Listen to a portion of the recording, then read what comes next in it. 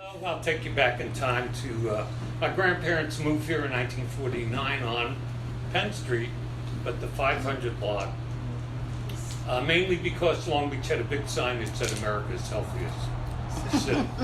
And my grandmother was not always well. And so I went to visit that site a couple of months ago, and the house is completely gone, and it's a big monstrous two-story house. But we moved here in 1950 officially. There was an article placed in the Times by Dr. David Salton, who was superintendent of schools then, who said Long Beach has the greatest school system going. And so that was enough to my grandmother to help my mom. And my Uncle Danny, who owned A1 Duplicating. I don't know if any of you ever used that. It's where the Myerson and Roth offices now. So we moved into 573 West Park, and my uncle moves in next door. And from his house to Washington Boulevard, there were no other houses. It was all sand dunes and bay bushes and so on.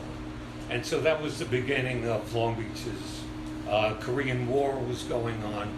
I could walk to Central School. Barbara went to Central School. Cyrus O. Levinson was the principal. Sylvia Gilbert was the secretary. And Sylvia sort of follows us through the superintendent's office in the future. Wow. Then, in a brilliant move, my parents moved to 549 East Park Avenue, which the house was the facade for 700 Sundays. So this is like a prequel to 700 Sundays. And so I have to go back to Lindell School, which we just left. We run Lindell next to Harry and Maxie's candy store. And so now I'm, instead of just walking a couple of blocks to go to school, now I'm busing to go to 7th grade, which was on the 3rd floor of the present Lindell building, but then it was junior and senior high school.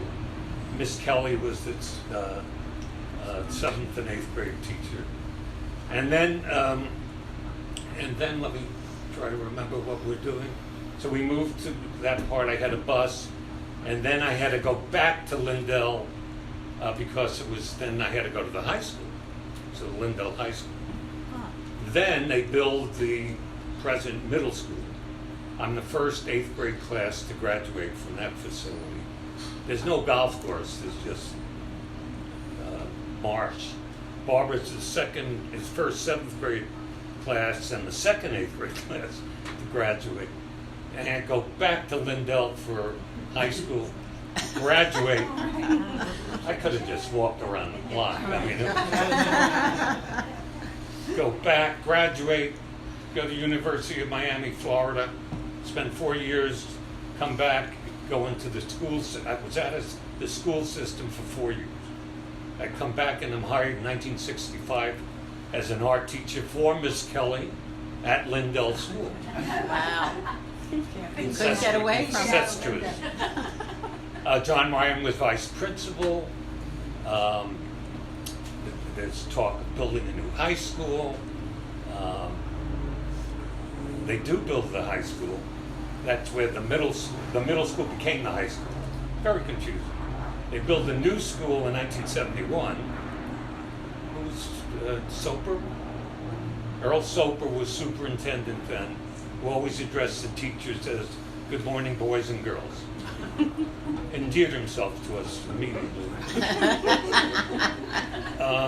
Spent a lot of time working for Miss Kelly.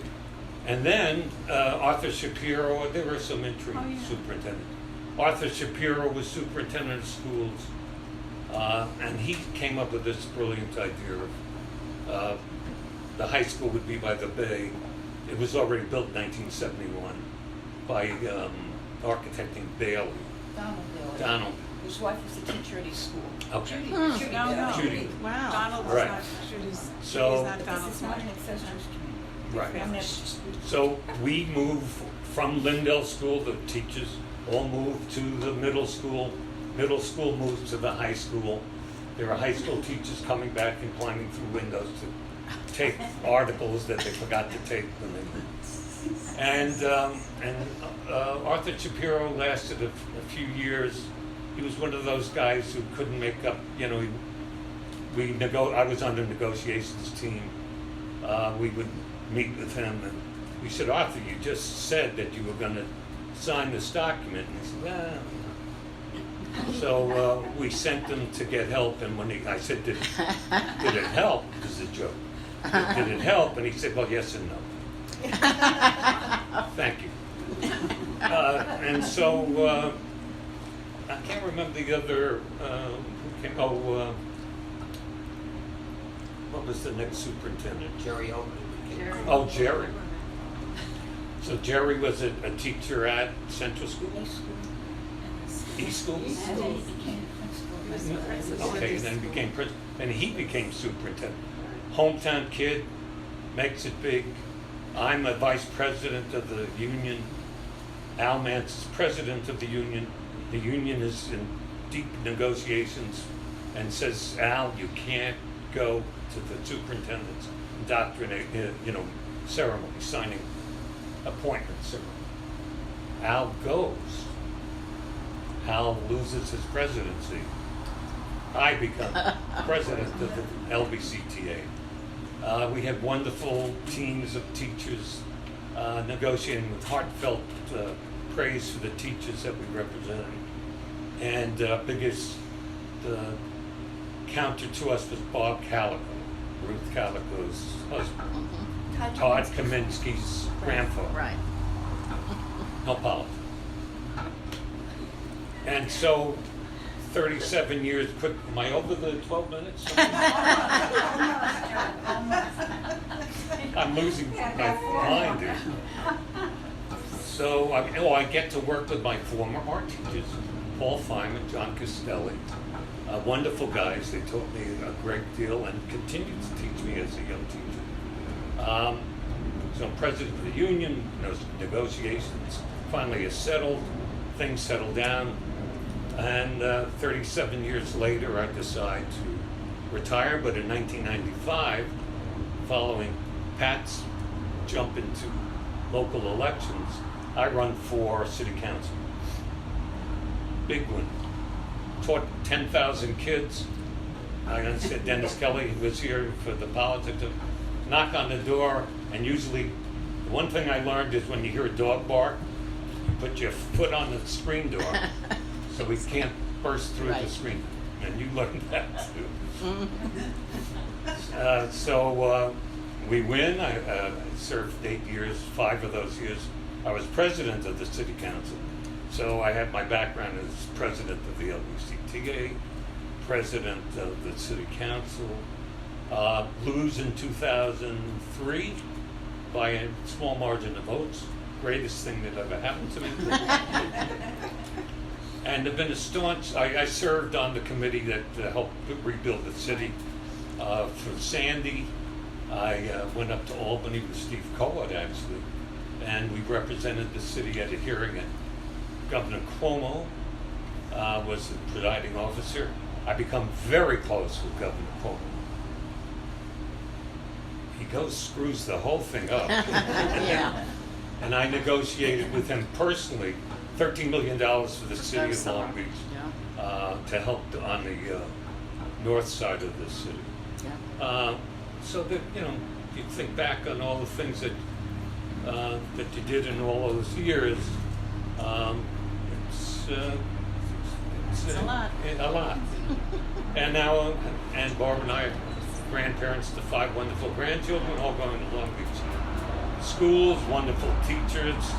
The great story I tell about Faith had a bike plate. My daughter, Faith, not 12 minutes. Yeah, you're up. Okay, wait a You minute. can finish this. She has a bike plate.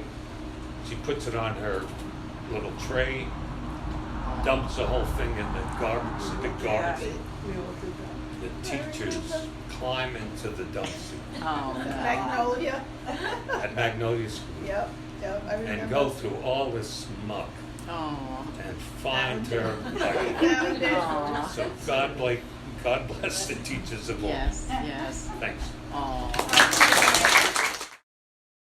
I moved to Long Beach in 1942, And let me just tell you, because there's nobody here that will remember it, but I graduated from West School in 1946, and West School graduation was a highlight of the spring season. There were 14 of us in my graduating class. Wow. When you were in 5th grade, you got to be a flower collector, because what graduation was, the night of graduation, the entire gym auditorium was decorated with roses. And there wasn't a person in the West End who didn't have a garden, who didn't want their roses to be on a table or on the walls or on trellises.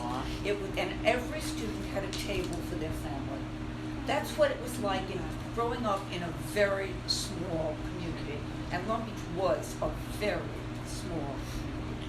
I graduated from high school in 1952 with the first class that had 100 students. It was just amazing to everybody. And then I started teaching in the high school. I started teaching here in 1960, and I too started at the building that's now Lindell, where I graduated. That was the Long Beach Junior Senior High School. And it was so crowded at that when we were on split sessions. Wow. And I was teaching 9th grade. And then we moved. Joel went through the whole back and forth. I have the honor or privilege of something of having taught at every high school in this community. As they moved, I moved with them. When I took a sabbatical, then came back and started in it's now the junior high. Right. Middle school. I will tell you, unfortunately, and I love teaching here. I love teaching in Long Beach because it was a very diverse community. It was wonderful. It was just very diverse. I always said I never wanted to teach in either Garden City or East Harlem. I wanted to see a mix of people, and boy, we had it, and it was wonderful. Unfortunately, I will tell you not good things. The 1960s were not fun teaching high school on Long Island. It was very common to get a phone call at 6 o'clock in the morning from our principal. We have a faculty meeting at 6:45, be there. We got to know, unfortunately, the Nassau County Police riot squad very well. It was not a good time here or in any high school. We went through tough times, but we came through. Some of you were there, you guys, my students, you remember what it was like. It was just not good. And so I taught in high school, and I was the cheering advisor. 2 of my cheerleaders are here, looking exactly like they did then. Exactly like they did then. They still have the outfits. Stephen was my cheerleader support guy with a big megaphone. He was out there with my cheerleaders. Remember the bass drum? Oh yes, bass drum and a megaphone. Absolutely. God bless him. Your brother helped out on that one too. Football season. Your brother was best. That wasn't in 700 Sundays. Well, we had to he didn't edit. talk about that. He talked about playing basketball. He talked about playing basketball. But I decided that I didn't want to stay in the high school forever, so I transferred to the elementary school, and I taught Lido for Ann Kent, who was an absolutely magical, wonderful person. Anybody here who went to Lido school will remember her. By the way, when I went to school, you have to understand, Long Beach had 3 schools, East, West, and Central. You went to school where you lived. That was it. You graduated from elementary school, you went to the junior senior high school. If you lived in the West End, you walked. You walked from Ohio Avenue to Lindell Boulevard. I mean, that's what you did. We had something else, I don't know how many of you remember. We had a wonderful recreation center that was above Magnolia School. Magnolia, where the condos are now, was a school. Yeah, Central School. It was Central School, and we had a recreation center, and we had Jimmy McCabe and Yale Newman. Some of you may remember. Pied Pipers. Oh my God. And we walked there all the time. We played basketball, we hung out. Our parents knew where we were. We were at the rec. That's where you went. That's where you hung out. And they had we all played some sport. It didn't have to be very good. You just had one to play, and it was fun. Then I taught for Ann Quinn. By the superintendent when I started was David Salton, who, P.S., when I was a student in West School, he was in graduate school getting his Ph.D., and he was a substitute teacher in West School. So I knew Dr. Salton from when I was in 4th grade. And he was followed by Joe Kuhn, Right, so. who was an English teacher. One of the things that was very odd, and I'm sure you had the same experience. When I started teaching here, I was teaching with my former teachers. Wow. And we had a history teacher, Howard Greenberg, Oh, famous my for the gosh. ties that he wore. He named his ties, which every time you remember. But I do remember Howard, after about a month, he gave me really good advice, because I was a new teacher. Of course I had a homeroom. He said to me, if you don't want a homeroom, mess up your green attendance book. They'll never give you one again. Thank you. Thank you. Oh, funny. Joe Boslera was the principal of the high school. Who was it? No, the next superintendent I taught. Then Hy Gordon was the principal, who was a history teacher. Right. Well, Hy Gordon took us through the terrible times of the 60s. Norman Schwartz. Norm, Norman right. Schwartz followed Hy Gordon. Thank you. Norman Schwartz followed Hy Gordon.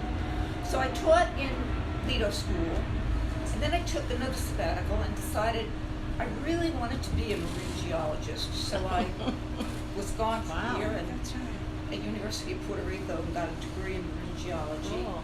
and came back. And I remember Dr. Robbins, who was the science chair, said, "Oh, now you're back and you have a degree, a master's degree in science. You can teach geology in the high school." And I said, "I don't think so." Because when I took my sabbatical, I was the senior member of the phys ed department, and I was not about to lose that seniority. However, so I went back and I taught in high school again. Arthur Shapiro was the superintendent. Yeah. He wanted me to teach at the junior high, and I said, no. You have to understand, female phys ed teachers in the 60s and the 70s were scarce. So you could get away with saying no to an awful lot of things. No, I'm not teaching you. I'm teaching in high school. Going back where I was. And I taught in high school for 2 years, and then Jerry Oberman, who became superintendent, was the principal of Magnolia School when we went to the singly graded schools, and he asked me to come and teach. It was a 5th and 6th grade school, so I taught there for 2 years. Remember that we went to singly graded schools? Yes. That was And they another had the open experiment. Some of school you there. remember, some of you may not, but yeah. We had a 1st grade school. It was not good. It was no, not good. Not No, good. the kids moved every year from one Yes, school the to kids another. moved every year, and any connection they had with support from teachers was lost because they were in a new building. Or siblings, or anyone was gone. And then the school district wanted to have a bus garage, because at this point, people were going to schools all over, and I mean, the amount of money the school district was spending on buses was astronomical, and we needed a bus garage, so they decided to buy the old Nike missile site, which is down on Lido Boulevard, which I do remember many of you probably do in the 50s seeing Right, the 4 missiles. o'clock. Yeah, see the missiles. And they bought it. However, the state said this won't work, you've got to do something else.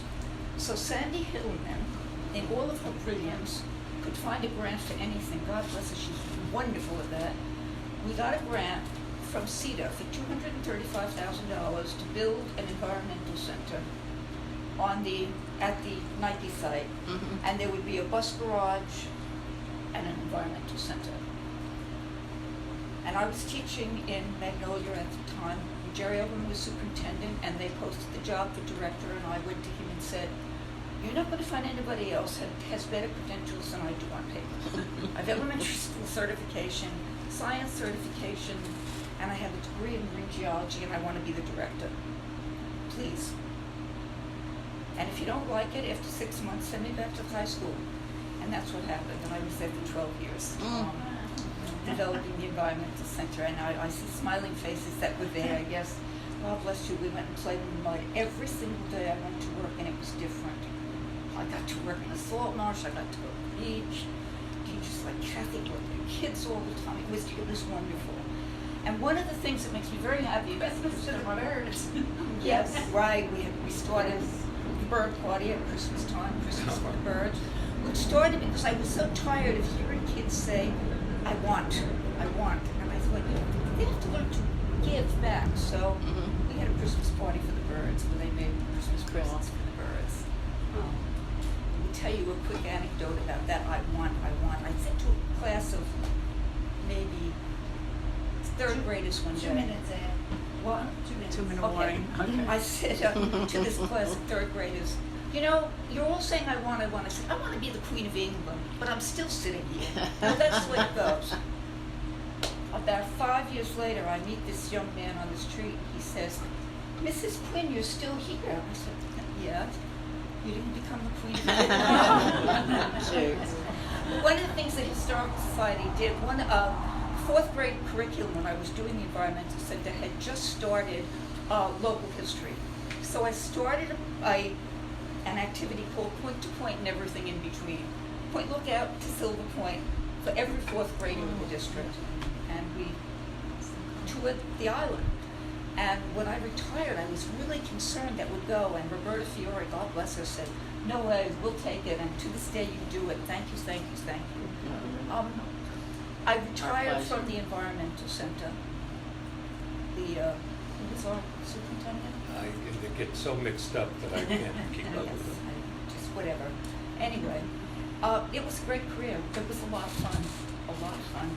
Just a caveat to being at the Environmental Center. You and I were the last people to go down into the war room Yes, into the missile with sites. all the red buttons that, you know, fire and everything. And it was filled with water Oh, it was horrible. and it was raccoons. Yeah, we got the fire department. God bless them. Lido Point Lookout Fire Department were the ones that got that all sealed up because it was dangerous and we did not want children down there ever. Anyway. Thank you. My family has been in Long Beach since the 20s. Louise's father and my grandfather, you might not know, but your parents or grandparents would know Deluxe Market where Fruit Bowl is. My dad and my grandfather owned the Magic Beauty Salon, which was the only hair salon in Long Beach. My parents lived on Hudson Street in Monroe Boulevard. We had a great house, yard, garage with the chauffeur's quarters that they have here. Right. It's probably 3 by 6 for the bathroom and the kitchen, but it was very cool as a playhouse. I did not go to public school initially. I went to Long Beach Catholic School. I was in the class that started in kindergarten in the little house that is now, I think, the library or something, and went through 8th grade and graduated from there. And I wasn't ready to go to public yet, so I went to Catholic school in Far Rockaway for 3 years, every day on the bus, back and forth. I learned how to smoke. I made a lot of friends. And my senior year, I went to a friend's house, a friend's cousin's house upstate, and I'm there. And for 2 or 3 weeks, all of a sudden, every few days, there was another carload, and it was an all-girls school. Another carload of kids coming, and they were all friendly, and they had such a great rapport. And I came home to my mother, and I said, I am not going back to that school. I want to go to public school. I went for my senior year, and that's where I graduated from. It was the best experience of my life. I loved it. I blossomed. I bloomed. It was just incredible. From there, I went to college, and I graduated, and I came back in 1972, and I had an interview with Jerry Oberman, and I was a wreck. It was for Magnolia Open School. Magnolia became the open school. You know, they had no preps, and just, it was a whole new philosophy. It was. Pupil option. Yes, Yes. yes, yes. Parent options for pupils. Parent. Yes. So it was at Magnolia. I went, I walked in, I did the interview, I came out crying because I figured I blew it. I'm never going to get this job, and I got the call. I cried, and I started at Magnolia School. I don't know if any of you know Ann Peluso. Oh, Ann our Peluso. kids teacher. She was a teacher at Magnolia. She was also a teacher, a principal in Rockville Center, and then she went to Merrick, and then in the superintendent's area, not superintendent, but in that area, you know. Yeah, thank you. And then she went to Hempstead. She was so creative, so amazing. I have a 50-year friendship. I'm going to see her in 2 weeks. We stay together all the time, and she's just wonderful. But that was an experience beyond anything because it was one-on-one. it was just like not any other school. They redid it and they took the walls away. So one year Ann and I had 49 kids and 2 teachers in one room, and that was really an experience. And then they would, you could close the doors if you wanted, and we had that experience. And we were there for several years, and it was great. And then they decided that it wasn't working, and that they had to go back to, yes. Jerry Kirschenbaum. Yes, well, first it was Ed Graff. Oh, okay. We had Ed Graff, champagne and strawberries at faculty meetings. And then Jerry Kirschenbaum came, he was just a genius. He was, there are people, and this is not against Ed Graff or anybody else, but there are people who move up the ranks. And then there are people who come who bring so much. Like he would leave you notes on the board in the morning to tell you things, or you'd hear his shoes squishing up the hallway in the morning, and he'd come in and want to tell you there's something he thinks that you should try, and usually it worked. And he was a dynamic teacher, and then a principal. Then we went from there. They were moving us to Lindell School, where we went, and Lydia Paris, who was an English teacher in the high school, she became our principal. She is to this day one of my best friends. She was just a wonderful person, support her teachers to the end. She might not agree with you, but she would never let anybody know, and she would let you know that maybe you could do things a different way, but she always supported you to everyone. That was the major part of my career. I taught first grade and second grade in Magnolia. I taught second and third grade in Lindell, and that was my career. When we moved in there, they gave everybody a loft in their classroom. It was like the highlight of our school. Everybody had a loft. We put carpets up, and so you had a loft here, and then you had underneath, and you could use it for anything you wanted because it was really great. Everybody wanted to work in the loft. Everybody would want, on the loft. And we were also on the water. So at the beginning of the school year, it would be like, excuse me, can you just go sit down? And you say, excuse me, can you stop watching the boats on the water skiers? We have, it was just beautiful. And when I retired, I said to them, if you ever do condos, I had the third floor Right. on Hudson. I want dibs on my room. Oh. So I was there for a very, very long time. I married and stayed in Long Beach. My husband was Charlie Northrup. He taught in social studies in the high school. My children went through Lindell and middle school and high school. My daughter now teaches in Rockville Center. Ann Peluso gave her her first job, and she's still there. My son teaches in Bosse's Middle School in Jericho. And I retired in '04. It was the best job ever. I wouldn't change 1 minute of one day of my entire career. And I have been around long enough to know that this is really the type of a place that all children should grow up. This is a microcosm of life. The mix, the respect that the kids grow up with for each other when they play sports together, when they're in band together, when they're in clubs together. You just get to know everybody else, and you learn to respect that one group is not better than. We all contribute.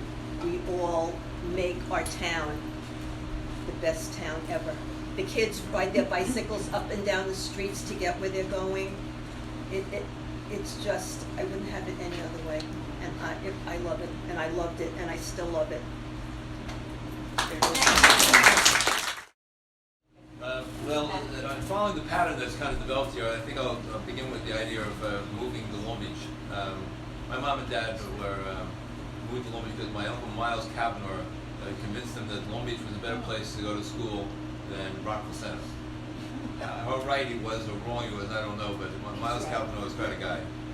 So my mom and dad moved here in '44, and I was born in '46, and my sister Jane and my brother John graduated in '50 and '51 and '52 from the high school. I remember being in Lindell School, being all the way up in the rafters up at the top there. It was kind of interesting. So I went to West School, first grade and second grade, and then they built Long Beach Catholic, and my mom and dad were convinced that would be a better education, so I transferred over to Long Beach Catholic. They were wrong, but that's another conversation. I had a wonderful experience at that point to become a priest. I'm the Apostle Spirit Sanctus. I spent 2 years in the preparatory seminary in Unionville. I took 4 buses to get to school and 4 buses to get home. And I was down at the rec playing with Billy and other people, and the deal was, Pat, why don't you come to Long Beach High School? So I went home. I said, that's it. I lost my vocation. I'm ready to date girls and have fun. What a choice. So I came back and I went out for the swim team, and I did rather well.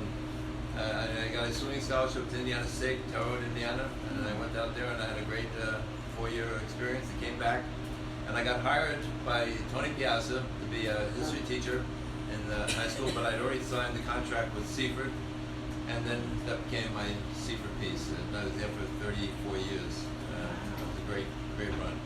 But let's bring it to now. You and I were touching base there. I was on the school board during Sandy, and the school board that I was with was an activist school board, and I believe in a positive way. We identified certain problems that were in the district, and we wanted to address them. One of the concerns was I had been Seaford as a principal. I had brought in college-level courses from Syracuse University, and I was very connected to the International Baccalaureate program, and I was very connected to the AP. I taught AP for many years in Seaford. And there was only 1 or 2 college offerings at Long Beach High School at that point, which was way below. And so I really pushed for that piece to be put together. The other thing that was occurring at that time was the deterioration of the schools. The schools were in bad shape, and they needed to be redone. And the Lindell School, by the way, in particular, had a lot of problems. That were the bricks were falling off the facade of the building, and there was a lot of leaks, and there was a lot of other roof problems, and so on and so forth. And then so we redid all the buildings, and we completely redesigned the high school. But I just want to tell you one story. The one story that stuck out the most in this was a simple thing called a field. All high schools had a field. Long Beach High School did not have a field. And the reason they didn't have a field was that back when they got the agreement, some people gave property over, and they made a quid pro quo agreement that they wouldn't build a field at the high school. So myself and Franklin Alvarado looked at each other and said, we're not honoring a quid pro quo that's 40-some years old or 50 years old. So we went ahead and we designed a field for the high school, for a soccer field, a lacrosse field, and boys and girls. And we already put one up the middle school. It's interesting. The middle school got the first field. We got the nice field.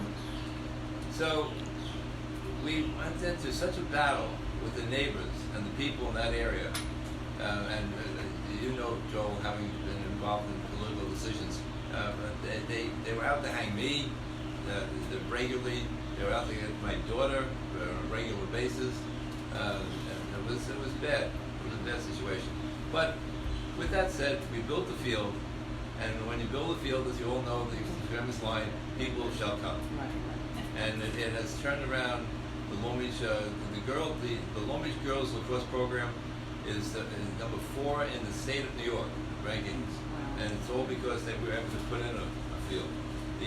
The boys lacrosse has done well. The others things have gone and really turned around. But the last story is I was today at the Lindell School, and I was at Lindell School because when I was the principal, when we redid the high school complex, you might remember there was 18 pictures of World War II veterans. You remember those pictures? Yes. Yep. Tom Costello was one of the From Memorial Day. Yeah. Right. So there was 18, and they took the pictures down. And I remember that when they were boxing them up, I was on the board at the time, and watching. I said, "Now you're going to put this away someplace where you're going to remember you're putting it, or otherwise I'm taking it with me." And they said, well, Mr. Gallagher will take care of it, or it'll be fine. So before I left the board, X number of years ago, 6 years ago, 7 years ago, I said, well, how's the box? What box? So, cut to this, it was missing for 6 or 7 years. This past week they found it, so I went up to the Lindell School with Michael DeVito, and it's such a touching moment. The lobby of the Lindell School is a dedication to all those who died in World War II. And a beautiful setup. So I'm the first people to know this, so we agreed that we were on November 11th, we're going to put the pictures back up and in the lobby of Lindell School where they deserve to be. So the nice thing about being on the school board is you can do things like that. And the nice thing about being not on the school board is you can do things like that.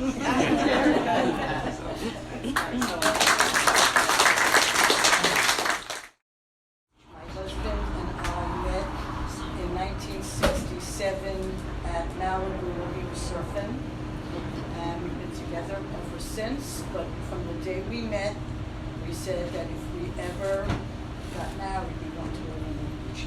I came from Merrick, he came from Freeport, and our ultimate goal was to get married here because of the diverse population. And we did. We got married in 1975.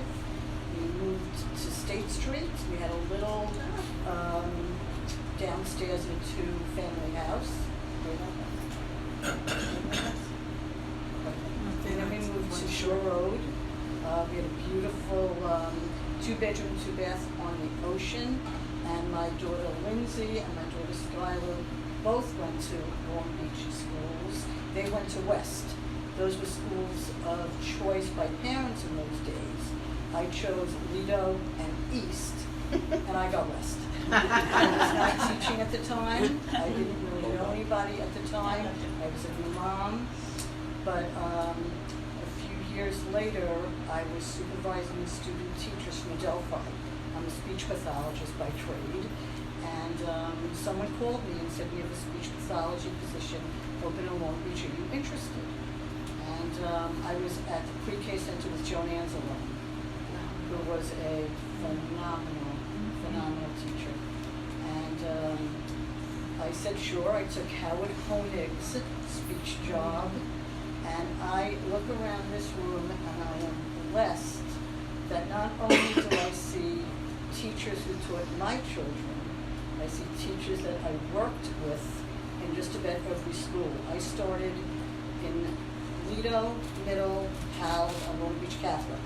I had 4 schools in 1985, and I was quickly asked if I wanted to go back to admin school by John Ryan and Fred Zellinger, who were then in special ed. Got my degree quickly, and I became the chairperson of special ed in middle school for 15 years, and it has just been an unbelievable progression from there. Jerry Oberman called me, never interviewed me, he just said the job is yours. I was very happy. And from middle school, where I taught with so many of you, and my own children were there at the same time, so that was a very unique experience. One child loved me there, and one child wouldn't look at me there unless she needed money or a test of something. And you know, that age child I loved. I just loved that mid-child, you know, you saw them as babies and you saw them leave as, you know, young adults. And then there was an opening at Lindell, and there was an opening at Lido for principal. I had already been summer school principal for 2 years. I did 1 year, we had summer school 1st grade through 12th, which was unbelievable. And the next year was a regular summer school, 6th through 12th. And I was very fortunate. I was offered one of the positions by Ron Friedman. He was the principal at the time, the superintendent at the time after Jerry Oberman. And Ron Friedman called me in his office and he said, we'd like to offer you, and I knew that Lido was open, and I knew that Lindell was open. He said, we'd like to offer you Lindell. And I was very, very happy. I had a lot of friends there. Joan was still there, and other, wonderful, wonderful teachers. And I started at Lindell as principal in 2001. My first Tuesday was 9/11. Oh, wow. Brenda Young was at Lido. She and I started together. We called each other every day. And that Tuesday morning, a beautiful, crisp day, we called each other, have a good day. We'd only started on Wednesday. So we had 3 days of school, Monday, and then 9/11. And you could see the planes and the towers right from the third floor, windows in Frank Donna's room, Kathy's room, that whole area. So we did a lot of damage control within the building that day too. We did lose some family members. Anybody in the city or anybody who knew someone, in that profession of firefighting, police, we covered, we let them go home. And I think that's when I first realized how important, that feeling of safety was. And, we had pink cards at that time where people had to fill out, an emergency number and things like that. So much has changed in the 20 years, since I started there and when I ended a year ago.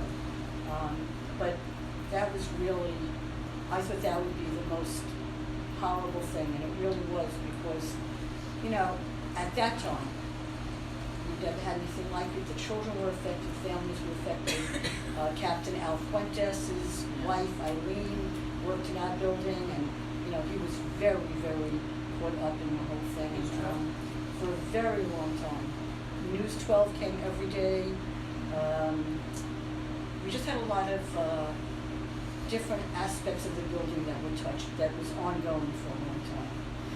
And then, through the years, we saw a lot of different superintendents. We had Friedman and we had Greenberg, and other principals came and went. And then one Monday night in 2008, I came home and I said to my husband, we have a family night tonight. I think I'm going to cancel it. The weather's supposed to be bad.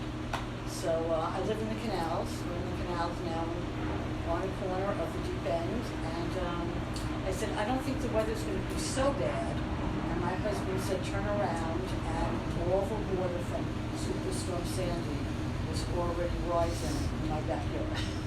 So that was another major issue for the schools. The next day, so many of us lived in Long Beach, we worked in Long Beach, and again, we were all touched by this catastrophe. And David Weiss was the superintendent then, but he got us back on our feet very quickly. That happened that Monday to Tuesday. By election day, all the teachers were coming back in, and all the administrators had already been meeting the BOCES, and because Lindell was so high, it was not affected. And Right. yeah, Friends. a little bit. The cafeteria was a little bit. But we housed, when school opened, pre-K was in our cafeteria, and Lido School came and stayed with us through Christmas. And every single teacher had their own classroom. Plus we had administration on the third floor. We had the superintendent's office and all the secretaries. We had the business office upstairs with all their extra people. We were packed to the rafters.